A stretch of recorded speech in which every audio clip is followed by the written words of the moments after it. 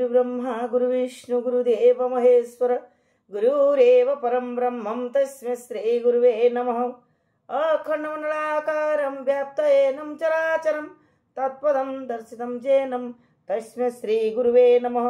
तस्मै श्री गुरुवे नमः। तस्मै श्री गुरुवे नमः। ओम नमो भगवते वासुदेवाय नमः। ओम श्री गणेशाय नमः। श्रीमद्भागवत महापुराण पंचम स्कंध अष्टम अध्याय। गोविंद गोविंद गोविंद पदुगळुछि मकरंद से मकरंद पान करी एळे तोरिले ब्रजनारी से ब्रजनारी पयरे मन मथाउ निरंतरे मो मन निरंतरे थाओ हा कृष्ण बोली जीव जाओ हा कृष्ण बोली जाओ जीव मते उद्धार राधा दो। अष्टमे भरत राजन करन्ते विष्णु आराधन मृग पसणे देले मन लभिले मृग रूपे जन्म। श्री सुखवाच सुन राजन सावधाने महानदी महानदी रे एक दिने स्नान अनेक क्रिया सारी भरत गोविंद सुमरी भरत गोविंद सुमरी तिनी मुहूर्त जले रही एकांत ब्रह्म को भावई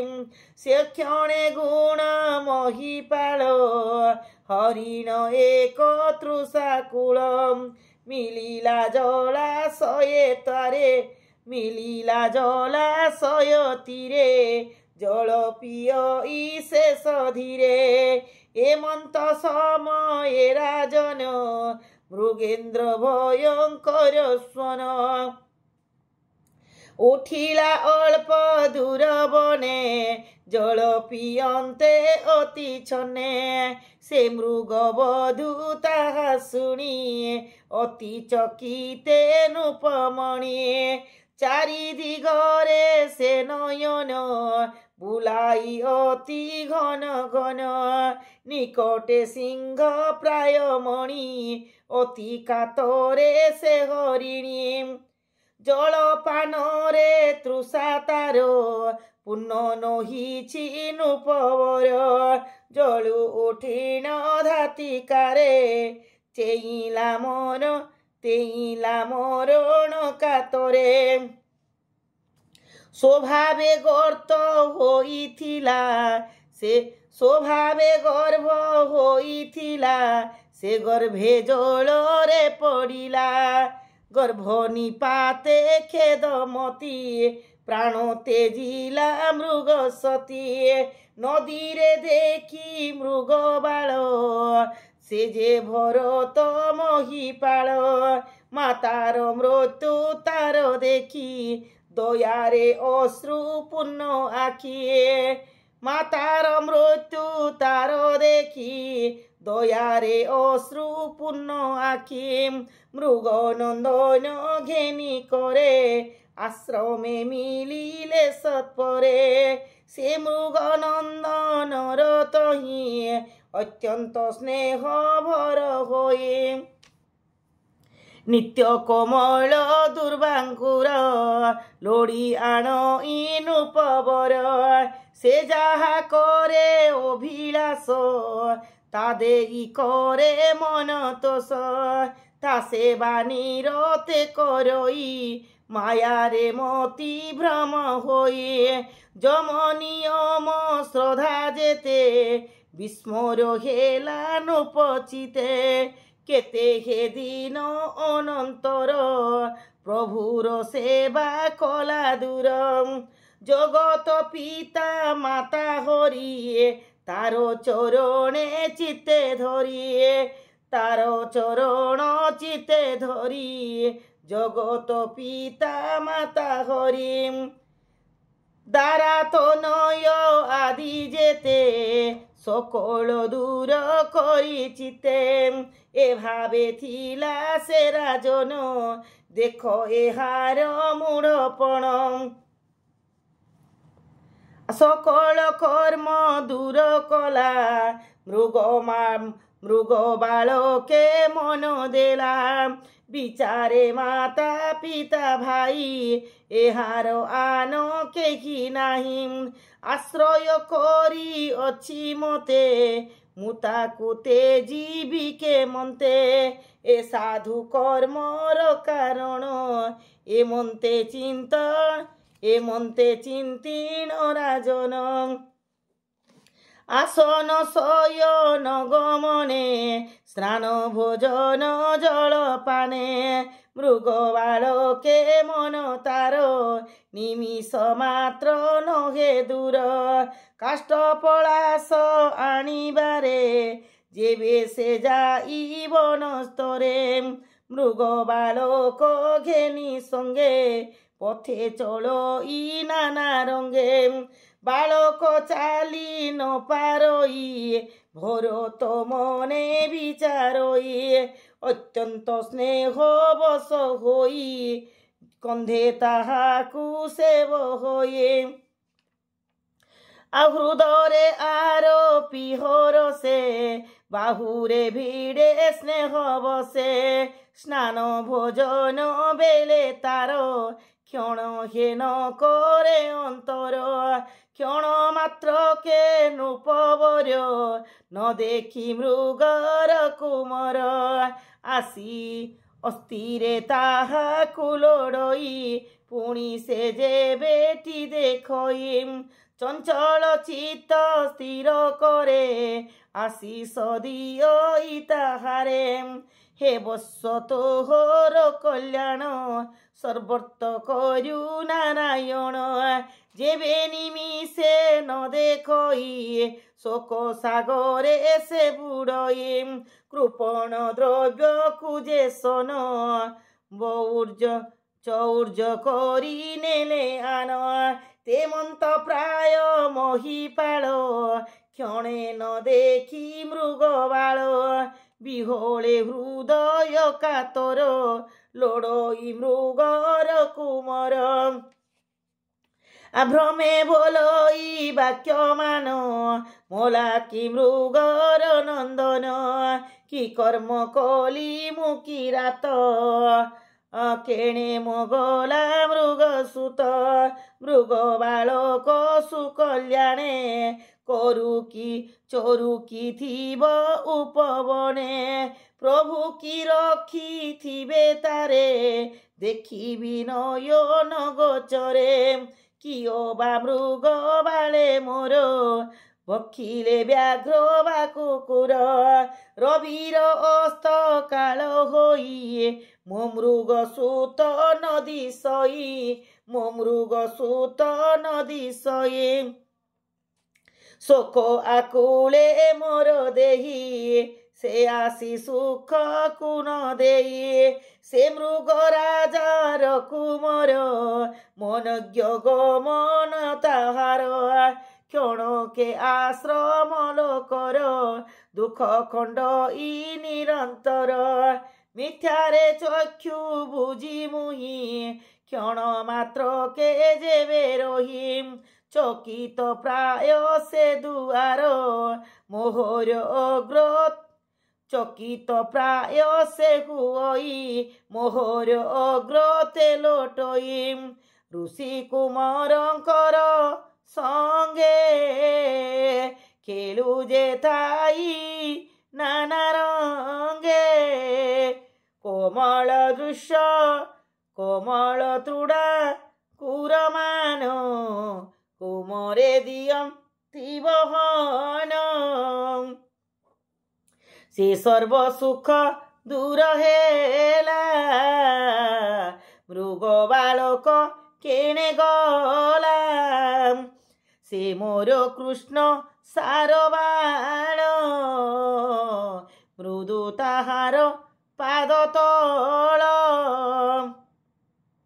कोमल खुर पुट पांती से मोर द्रविण संपत्ति पथरे पद चिन्ह देखी कहइनि रे खिनि रे खी धन्य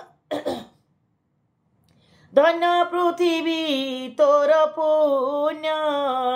ए चिन्ह कलु तु धारण विप्रंक यज्ञ पान प्राय तोते हो तो भाकु जे पाए पुणी ऊर्ध को दृष्टि देला जहु से चंद्र को देखिला तही देखिण मृग चिन्ह भाविला निजे मने मन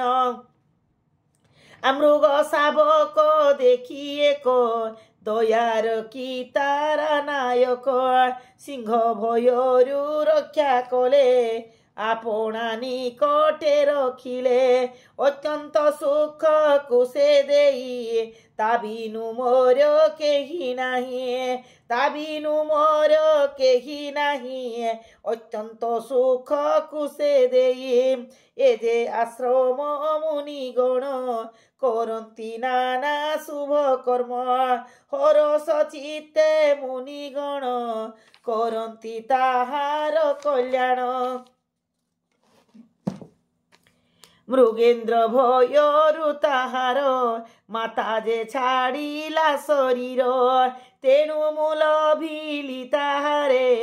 एबे से गला बन घोरे एबे से गला बन घोरे तेणु मूल भिली ताहारे एमंते शुण मोहिपाल क्षणे न देखी मृग बाल व्यर्थ कर्म रे से कातर सुकर्म तेजी नृपवर पूर्व तपस्या हत तार शुभ कर्म को कला दूर अखिल ब्रह्मांड कारण अनादिनाथ नारायण तार चरण दूर करी मृग बालक मने धरी मुख्य पद को प्रतिबंध से मृग बाल पशु मंद तही अत्यंत भाव कला जोगनाशन न जानिला मृगर लालन मृगर लालन पालन एणे हरई सेहुदीन एमंत केते दिन गला आयुष शेष ता होइला एमंत शुण हे राजन कालोर हेला से अधीन समीपे देखी मृग बाल शोकरे होइला विकल शोकरे होइला विकल समीपे देखी मृग बाल समीपे देखी मृग बाल पुत्रर प्राय स्नेह भरे मन अर्पिला ताहा ठारे तक्षणे प्राण को छाड़िला मृग शरीर को लभिला पूर्व जन्मर कथा तार स्मरण हेला नृपवर मृग जन्मर जे कारण मने जानिला से राजन प्रभुर सेवा भ्रष्ट होई मने बहुत ताप पाए अत्यंत शोक करी मने बोलइलो तक नयने आभ्रष्ट होइली मुपा मोर प्रभुर सेवा कली दूर समस्त तप कुहुड़ीण विविध यज्ञ शुभ कर्म नाम श्रवण उच्चारण निरते करी आराधन सकल आत्मा भगवान मन अस्पिली अनुदिन जेणु से सकल छाड़िली मृग बालके मन देली तेणु ए जीवन मोहर पाइला मृगर शरीर पाइला मृगर शरीर तेणु ए जीवन मोहर एमंत मनरे विचारी चलची चंचल चित स्थिर करे आपणा माता से हरिणी ताहांकु तेजी नृपमणे प्रभुर अति प्रिय स्थान से तीर्थशाल ग्राम नाम परम साधु भक्त जने अछंती जहि मुनि माने अछंती जहि मुनि माने परम साधु भक्त जने कहिला रहिला मृत्यु बाट चाही कुसंग दोष रुसे तरी मने चिंतई नर हरि नारस दल से भक्षई मृग शरीर जीवा पाई एमंते कर नारस दल से भक्षई मृग शरीर जीवा पाए एमंते हर एमंते कर विचार केबे ते जीवी कले बर एमंत शुण हे राजन केते हे गला तही दिन एमंत शुण हे राजन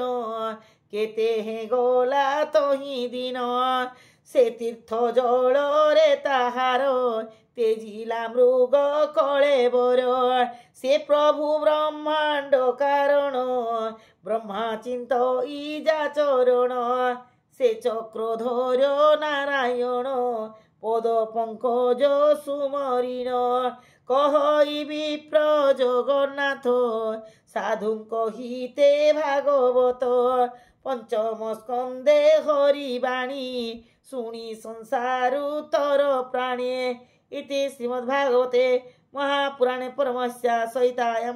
पंचम स्कंदे आदि भरत चरित नाम अष्टम अध्याय समाप्त।